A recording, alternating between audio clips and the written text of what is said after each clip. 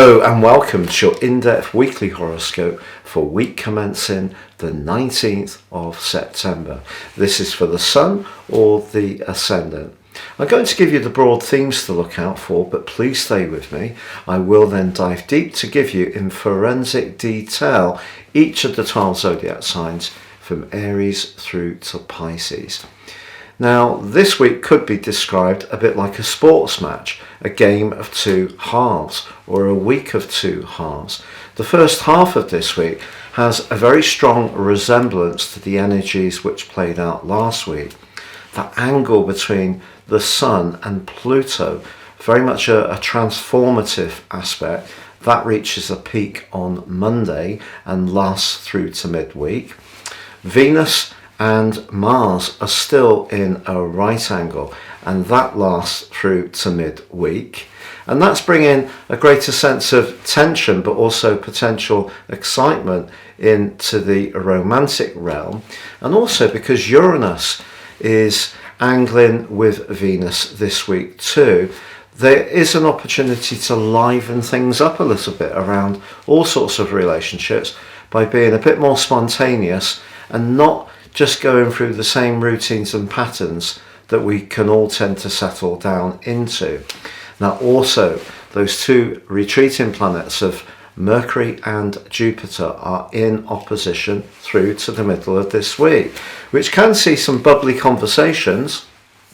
It can also see some intense disagreements. You know, Jupiter is the planet that governs the sign of Sagittarius, which is very much about knowledge, but in the sign of Aries it can be more direct.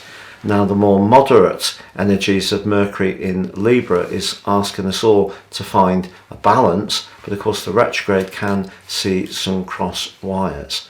But later in this week we have one of the biggest events of the whole year. On Friday we have the Cardinal Quadrant 3 as the Sun moves into the sign of Venus, and we have the autumnal equinox. This provides a backdrop for the next 13 weeks, but particularly for the following 4 weeks, relationships are going to be a big part of everyone's thinking. And on this particular event, the Sun and Mercury are absolutely conjunct, or cazimi. So I think important to really take the whole concept of relating seriously. And that doesn't, of course, mean just saying what we want or how we feel. It means being able to listen to other people, but crucially comprehend where they're coming from if they tend to have a different approach to ourselves. And then on Sunday, we have a new moon in the sign of Libra, which just brings even greater dynamism into our need to relate well. But this one's in an opposition with Jupiter.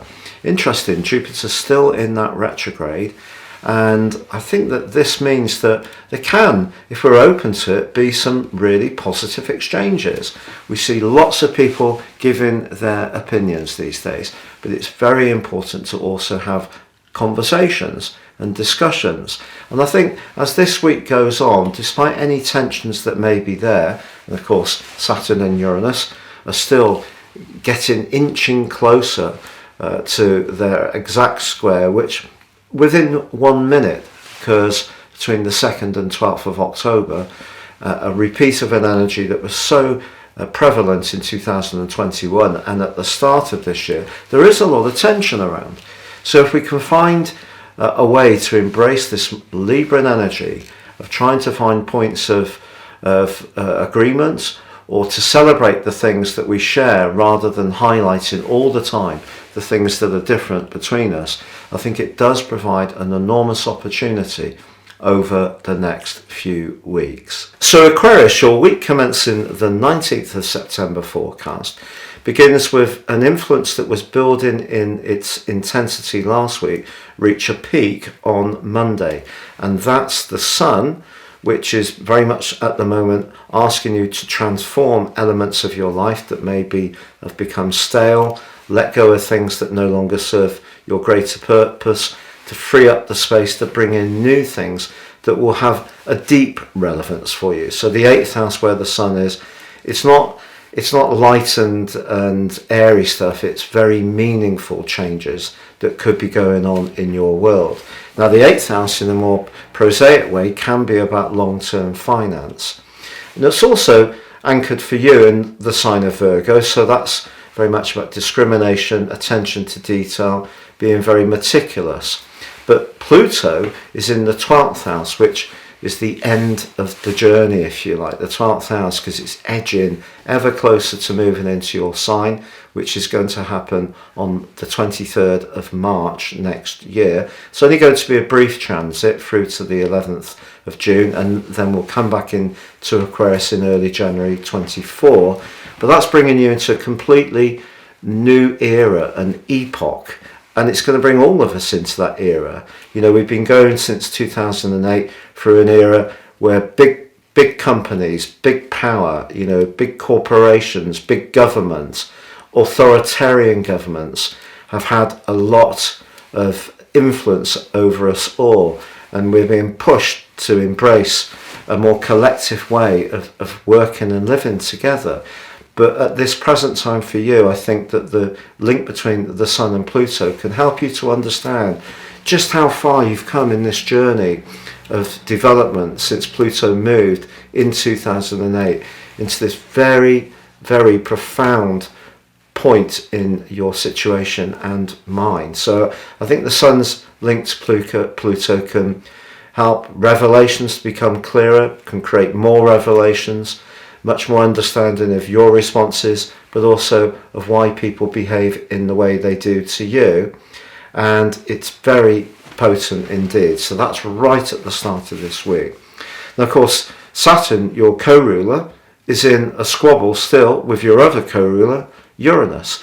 Uranus in house 4, home, emotion, family. Saturn influencing the physical body. So if you feel limited by a lack of space, or because you're sharing with people that you don't relate to, or you don't like the particular locality of where you live, or you know, you need to look at the decorative elements of your situation, there does seem to be quite a lot of limitation around getting exactly what you need as an individual around those more homey type strands. Yet Uranus is actually making a very good link with Venus this week, and Venus in the 8th house, very seriously sensual, if a bit opaque itself in the sign of Virgo. But I think if you are looking for some kind of property solution, something could come about quite quickly and quite unexpectedly. Then again, that aspect can work its way into a romantic situation. So if you and yours have been finding things a bit penned in recently, maybe a way to try to liberate or create a sense of liberation would just be to do something spontaneous. You know, if you can break the patterns of everyday life and just say, look, we're just going to do something completely and utterly different to what we'd normally do, that actually can be very enlivening. Now, if you're single, with Mars still in the sparkling 5th house, which is very much about showing off, it's about, you know, our sense of attractiveness. Mars, of course, is about instant gratification and can be very sexual, particularly in the 5th house, which is a very Leonian part of your chart. And of course, in Gemini, quick-witted and bubbly and flirty, may I say. Well, that's still in a square with Venus in the first part of this week. Now, 5th, 8th angle can create a lot of sexual excitement. So if you do encounter somebody new, it's possible it could really make your pulse race fast. But then, you know, that extra intensity could move into an existing relationship as well. But by Friday, when we have the autumnal equinox, the Sun moves into your sister air sign of Libra. It's conjunct Mercury in retrograde. Exact, the Cazimi and traditional astrology, your ability to widen your horizons is going to be aroused in quite an incredible way in the following 4 weeks particularly, but it could go on right through to the winter solstice on the 21st of December, where you find yourself very restless, but in a positive way, and your appreciation of higher education, of travel, of new ideas, of anything to do with higher spiritual dimension can really grab your attention from Friday onwards. And then we have on Sunday the new moon in the sign of Libra, but this one on the opposite end of the point of the new moon occurrence, so the descendant of the new moon is actually Jupiter, which forges a really interesting link with Mercury all this week, an opposition. But this angle or this position of Jupiter is very receptive. So if you're wanting to share ideas, for example, if you're interested in publishing or a digital arena, you really could go through quite a sparkling period over the following month for sure, but it could go on much longer than that. So a lot of excitement as this week draws to a close, and it's going to bring you out of a very deep, very, very deep period for all sorts of things, whether it's finance, intimacy, the things you're letting go of in your life, the things that you're becoming more aware of at the psychological level. But I think as the week draws to a close, there's a lot of sense of pressures lifting somewhat.